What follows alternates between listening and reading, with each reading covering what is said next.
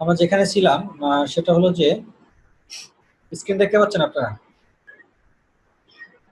জি sir. আচ্ছা, এখানে যে কাজটা আমাদেরকে করতে হবে মানে মেইন পেজের ইন্ডেক্স পেজ মানে হোম পেজের আমরা এখানে কাজটা করব কি, মেটা টাইটেল আমরা বসাবো। তো মেটা টাইটেল বসানোর জন্য আমাদেরকে এখানে দেখুন প্রত্যেকটা ওয়েবসাইটে টাইটেল নামে একটা অপশন কোডিং করা থাকবে।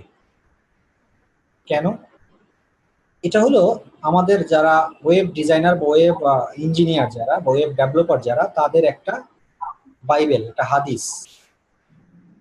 যেমন ডাক্তারদের কাছে গেলে দেখবেন সব ডাক্তারই প্রেসক্রিপশনস লেখে, সবাই প্রেসক্রিপশনস এর উপরে আর এক্স দিয়ে শুরু করে,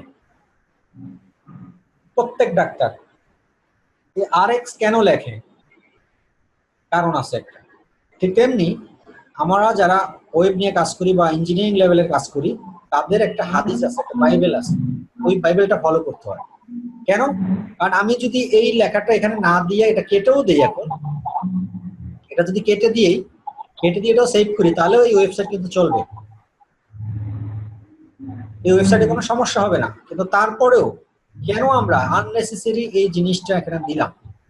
এটা দেওয়ার একটা কারণ আছে, যে যাতে আমি হয়তো বা এই ওয়েবসাইটটা ডিজাইন করছি কিন্তু আমার পরে আরো 10 জন হয়তো বা এই ওয়েবসাইটে নিয়ে কাজ করবে, তো তারাও তো আমার মতন ওয়েব ডেভেলপার। তো আমাদের সব ডেভেলপারদের মধ্যে একটা ভাষা আছে, একটা ল্যাঙ্গুয়েজ আছে, একটা স্টাইল আছে, একটা কমিউনিটি আছে, যাতে একজনের সুবিধার জন্য আরেকজনে দেখেই বুঝতে পারে, প্যাটার্ন বুঝতে পারে যে ওয়েবসাইটের প্যাটার্নটা কি। যেমন এখানে দেখেন কিছু কিছু ডট ডট দিয়ে একটা প্যাটার্ন ইউজ করা হয়েছে, লেখা হয়েছে ফেভিকনস লিখে দেওয়া হয়েছে, এখানে লেখা হয়েছে গুগল ফন্ট, এখানে লেখা হয়েছে ফন্ট অসম। এগুলো কিন্তু কোনো কোডিং না, এগুলো হলো সিগন্যাল দেওয়া। এগুলো আমরা অনেক কমেন্ট, হ্যাঁ, আমরা এগুলো দেখে অন্য কোনো ওয়েব ডেভেলপার সেই সব কমেন্ট গুলো দেখে বুঝতে পারবে যে সে কোন জায়গায় শুরু করছে। এই যে কোয়ারি ইউজ করছে, বুটস্ট্র্যাপ ইউজ করছে, হ্যাঁ, সিএসএস কি ইউজ করা হয়েছে, এগুলো দেখে নতুন একজন ডেভেলপার যাতে সে আইডিয়া নিতে পারে বা ওখান থেকে ধরে ওই সূত্র ধরে সে নেক্সট কাজগুলো করতে পারে। সেই কারণে তাদের সুবিধার জন্য, আমাদের সবার সুবিধার জন্য এই ভাষাগত একটা মিল থাকে সব ওয়েব ডেভেলপার, এক ওয়েব ডেভেলপার আর এক ওয়েব ডেভেলপারের সাথে। তো দেখুন এই জায়গাটাতে টাইটেল এখানে বসানো আছে। আমরা যেটা করব, মানে আপনারা যারা এসইও করবেন তারা এই টাইটেল লেখাটা যেখানে খুঁজে পাবেন সেই জায়গাটাতেই আপনাদের এখানে একটা মেটা টাইটেল বসাই দিবেন। কি হতে পারে সেটা? একটা কিওয়ার্ড। হ্যালো হ্যাঁ বলুন স্যার। ওই আমরা তো ওই যখন করি তখন এইচটিএমএল একটা এর মধ্যে দেই, নোটপ্যাড প্লাস প্লাস এর মধ্যে, আর সিএসএস তো আরেকটাতে দেওয়া হয়। তো ওইটা কি কম্বাইন করে এনে এখানে বসানো হয়? সব একটার ভিতরে, এগুলো আলাদা জিনিস। আপনারা প্রত্যেকটা পেজ হিসেব করবেন, আপনারা যে এসইও করবেন তাদের মাথা থেকে ওয়েবসাইট ডিজাইন ফলাই রাখেন, একসাথে এক সাইড করে রাখেন। যারা এসইও করতেছেন তারা পেজ ধরে ধরে কাজ করতে হবে। আমি এখন ইন্ডেক্স পেজে আছি, প্রত্যেকটা পেজই আপনি আলাদা ইন্ডিভিজুয়ালি টাইটেল পাবেন, ঠিক আছে? প্রত্যেকটা ইন্ডিভিজুয়াল পেজই আপনার টাইটেল থাকবে।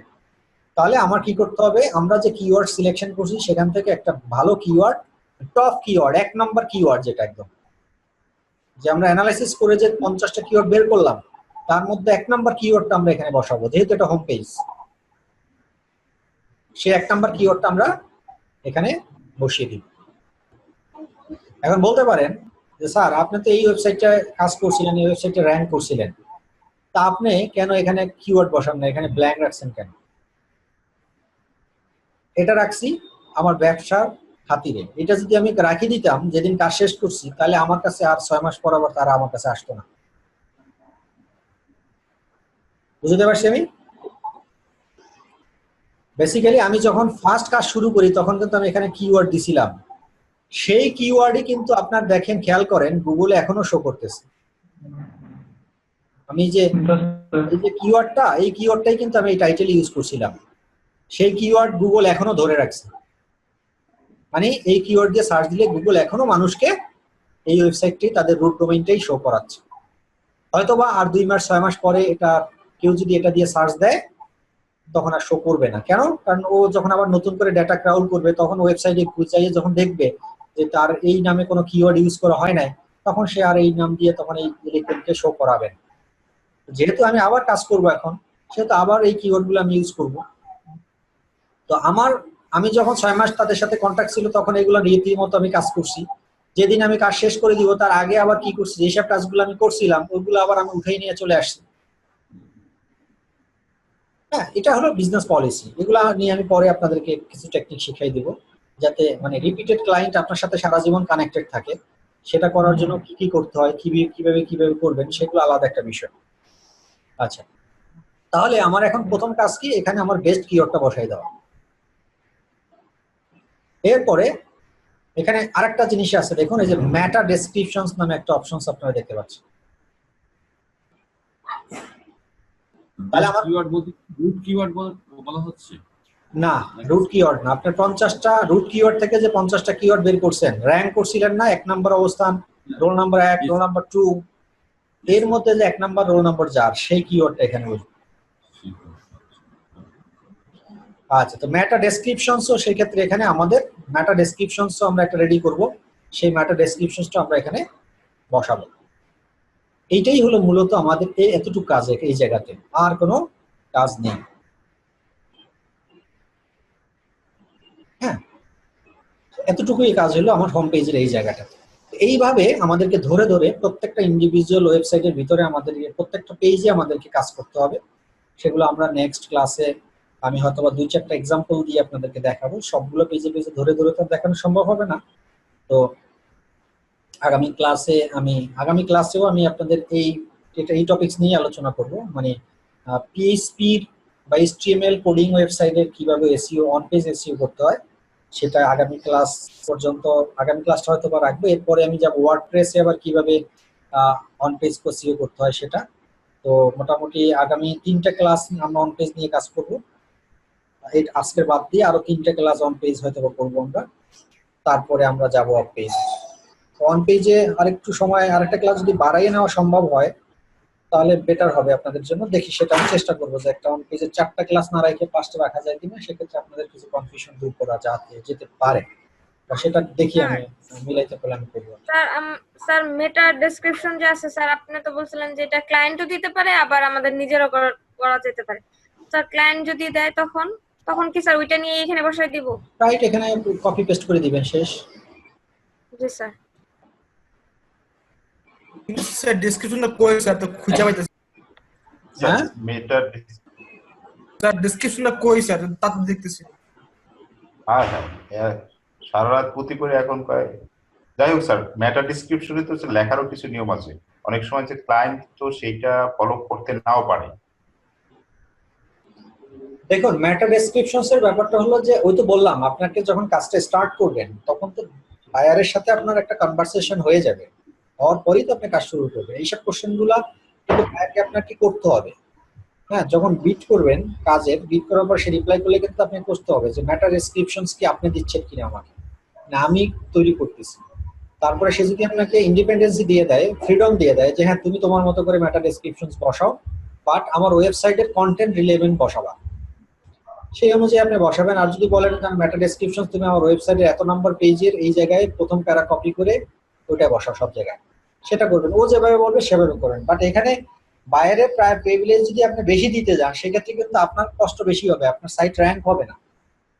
সেই ক্ষেত্রে কিন্তু বাইরের কিছু কিছু কথা আপনার শুনতেও হবে, আবার কিছু কিছু কথা নেগলেক্ট করতে হবে। কারণ আপনি যদি 100% ওর কথাই শোনেন, আপনার ধরেন বায়ার বলে দিল যে আমার এই একটাই মেটা ডেসক্রিপশন দিলাম, এটাই তুমি সব জায়গায় বসাও, তাতে তো আপনার লাভ হচ্ছে না, তাতে বায়ারের লাভ হচ্ছে। কি লাভ হচ্ছে? তার ওয়েবসাইটের একই ডেসক্রিপশন, সবাই একই ডেসক্রিপশন দেখতে পাচ্ছে, কিন্তু আপনার সাইট র্যাঙ্ক করতে হলে তো আপনাকে ডিফারেন্ট ডেসক্রিপশন দিতে হবে।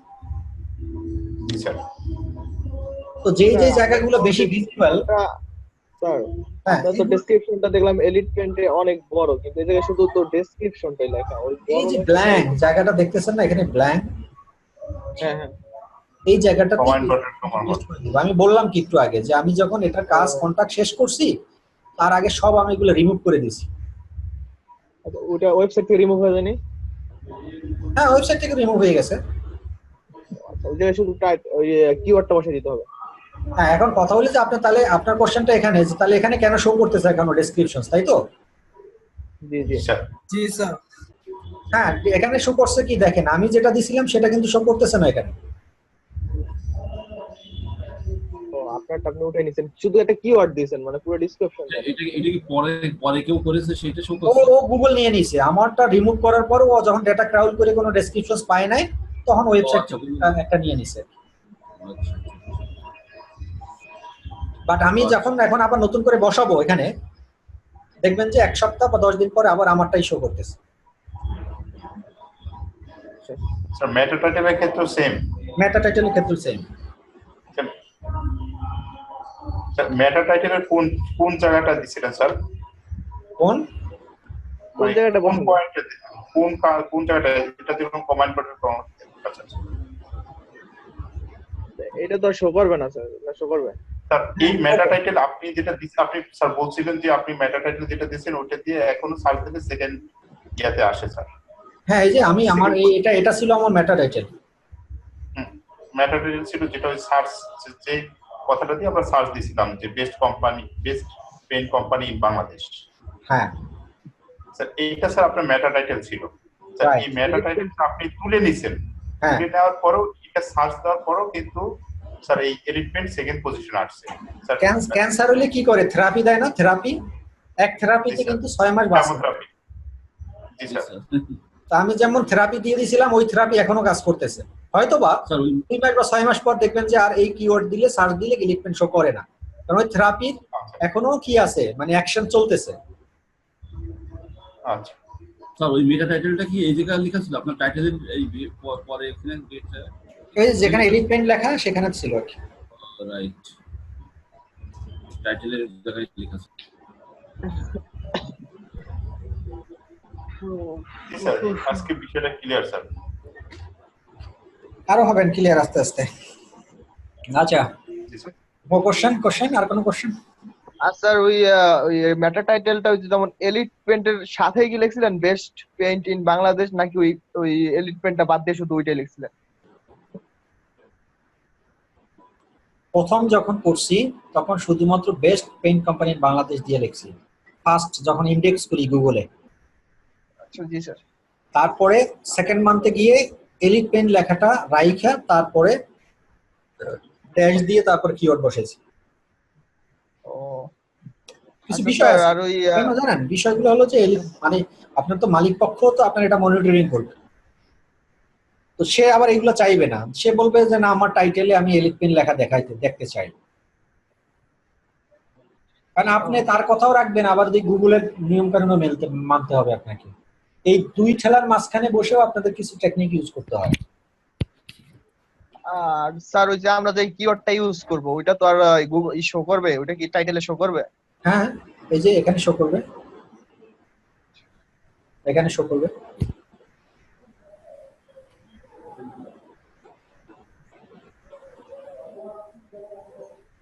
এই যে দেখছেন এশিয়ান পেইন্টের কিওয়ার্ড কি দেখেন, বাংলাদেশ পেইন্ট কোম্পানি।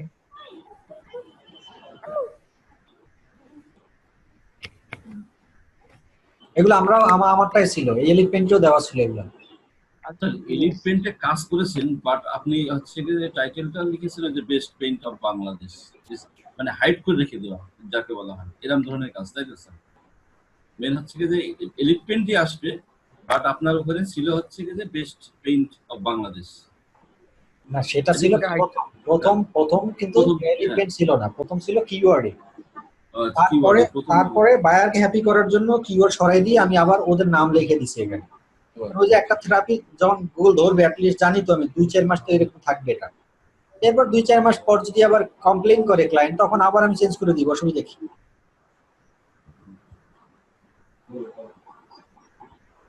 আর স্যার ওই যে যেমন হোম পেজটা ইনডেক্স পেজ, এরকম কি প্রতিটা পেজের আলাদা আলাদা নাম আছে? অবশ্যই আছে। হ্যাঁ আছে আছে, ওই ডিজাইনের সবই নাম আছে। প্রত্যেকটা পেজেরই আলাদা। আমাদের কাজ কি শুধু ওই টাইটেল আর ওই জায়গায় ডেসক্রিপশন ওই জায়গায় কিওয়ার্ড, আর আপনি বলছিলেন স্যার কিছু কিওয়ার্ড আছে যেগুলো হাইড হয়ে থাকবে, ওইগুলা কি আলাদা? হ্যাঁ, হাইট তো এখান থেকেই করবো, দেখাবো না আমি, সামনে আসতেছে। স্যার ইনডেক্স পেজে কি আমাদের মেইন কাজ হচ্ছে গেছিল নাকি আর কোনো অন্য কোনো জায়গায় নেই নাকি? আচ্ছা আচ্ছা, সব পেজে করতে হবে, সব পেজে করতে হবে, সব পেজে করতে হবে। আর আরেকটা কোশ্চেন স্যার, যে আমরা যে কম্পিটিশন অ্যানালাইসিস করলাম স্যার, ওইটার ওদের কাজটা তো আমাদের মনিটরিং করতে হবে, সেটা তো আর কিছু বললেন না স্যার, ওইটা কি পরে দেখাবেন? কি মনিটরিং করতে হবে? যে ওরা কোথায় কি বসাইতেছে ওইটা তো বলছিলেন মনিটরিং করতে হবে। হ্যাঁ, তো ওখানে তো আপনি পাইছেন না খুঁজে, আপনার রুট ডোমেইনে বসাইছে কিনা, বা তাদের যদি সার্চ দেন ওই ডোমেইনটাই কপি করে সার্চ দেন, সার্চ দিলেই তো আপনি পেয়ে যাচ্ছেন যে ওদের ওয়েবসাইটে কোন জায়গায় কি বসাইছে। ওই যে শুধু ডেসক্রিপশন, টাইটেল আর হইছে ওই ইউআরএল, এই তিনটাই তো দেখতে পাচ্ছি, শুধু ওই তিনটা ফলো করলে হবে? হ্যাঁ হ্যাঁ, মানে 3টা কপি করে বসাই দিব আর কি আমার ওয়েবসাইটে ঘুরে বেচায়। তো একটা লিংক পাইছেন ওখানে, তাই না? তো আপনার এলিট পেইন্টের যদি একটা লিংক পান, তাহলে আর লিংকগুলো বাইর করা কি অসম্ভব? বলেন। স্যার অসম্ভব নয়, কিন্তু ওই যে ধরেন আমার তো তাহলে এলিট পেন্ট আপনাদের বুঝাই, একটু কমন সেন্স ইউজ করতে হবে। যেমন ধরেন আপনি ধরলেন গুগলের রুট ডোমেইন পাইলেন, আপনি এই লিংকটা পাইছেন, এই ডোমেইনটা যদি পান, তো এখান থেকে আপনি চাইলে হোমে যেতে পারতেছেন না? হোমে যদি আসেন, হোমে আইসা তাহলে এই হোমের টাইটেলে কি বসানো হয়েছে সেটা এখান থেকে দেখতে পাচ্ছেন।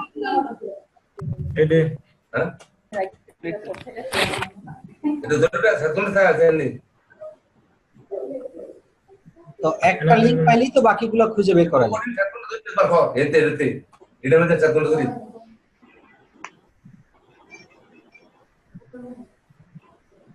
তাহলে আমাদের প্রতিটা মানে পেজে পেজে যাক শুধু তিনটা বিষয় ফলো করতে, যে টাইটেলে কোথায় কি বসাইছে আর ওই ইসে রুট ডোমেইনে কি বসাইছে, এই দুটাই। হ্যাঁ হ্যাঁ, মানে ওরকম কিছু ফলো করে আমরা ঘুরে বেচা বসাতে পারি তো স্যার নাকি? হ্যাঁ আইডিয়া নিতে হবে ওখান থেকে আর কি। স্যার ওই যে একটা কোর্স ছিল, দেখবেন স্যার, চেক করে মেইলটা চেক করে একটু দেখবেন, কম্পিটিশন অ্যানালাইসিসটা করছিলাম একটু। না আজকে আর দেখতে পারবো না, টায়ার্ড হয়ে গেছি, নেক্সট ক্লাসে দেখবো। ওকে আর কোনো কোশ্চেন আছে আজকে ক্লাস নিয়ে? না স্যার। না স্যার, আর কোনো কোশ্চেন নেই স্যার। ওকে, আচ্ছা আরেকটা কোশ্চেন করছিলেন কে জানি, ডোমেইনের পারচেজ। ডোমেইন পারচেজ প্রাইস আমি আগেই বলে দিছি, এটা হলো যে 2200 টাকা আর হলো 2000 টাকা ডোমেইন স্যার রেজিস্ট্রেশন। আরেকটা কোশ্চেন স্যার, সেটা হচ্ছে যে ওয়েব প্রথমে ডিজাইন, তারপর হচ্ছে ডেভেলপমেন্ট, এই দুটার মধ্যে পার্থক্যটা কি একটু শর্টকাটে বলেন স্যার। ডিজাইনের সে শুধুমাত্র ডিজাইন, যা দেখতে পাচ্ছেন সেটাই ডিজাইন। হ্যাঁ, এখানে যা দেখতে পাচ্ছেন এটাই ডিজাইন। আচ্ছা ডিজাইনাররা কি কোডিং করে? ডিজাইন তো কোডিং, সবই কোডিং, তো ডেভেলপমেন্টও কোডিং, ডিজাইনও কোডিং। এখানে দেখেন ডেভেলপমেন্ট এটা হচ্ছে ডেভেলপমেন্ট। কি এখানে ধরেন, এখানে কি লেখা আছে, কার্পেট এরিয়া স্কয়ার ফিট চাইছে, এখানে আমি দিলাম 10 স্কয়ার ফিট। এই দেখেন 10 স্কয়ার, 10 এখানে টাইপ করার ক্ষেত্রে এখানে টোটাল এরিয়া 10 এখানে চলে আসছে, আর এদিকে টাকাও শো করতেছে, মানে 249 টাকা খরচ হবে। আমি কি এগুলো লিখছিলাম?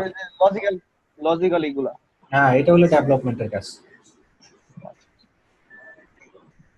আর প্রথমে ওই ডিজাইন ডেভেলপমেন্ট করে তারপর ওই ডোমেইন হোস্টিং কানেক্ট করতে হবে। জি, thank you very much, good night, আল্লাহ হাফেজ।